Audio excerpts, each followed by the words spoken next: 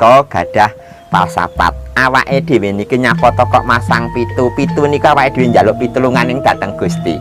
Nyapata kok awake dhewe iki masang pitu, awake dhewe ajeng duwe tujuan.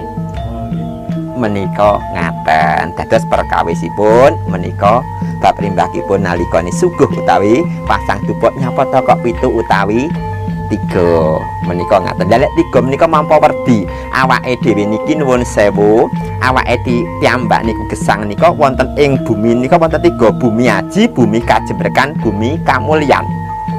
Jadi bumi padaing urip. Jadi awake dhewe kudu eling sangkan paraning dumati asaling bali ajal. Makane wong urip iki ngeten, lair, lakon, layon. 3L ngoten. Nggih.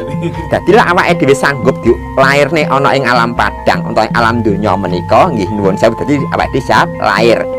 Lek wis lair awake dhewe iki dadi lakon, nggawe crita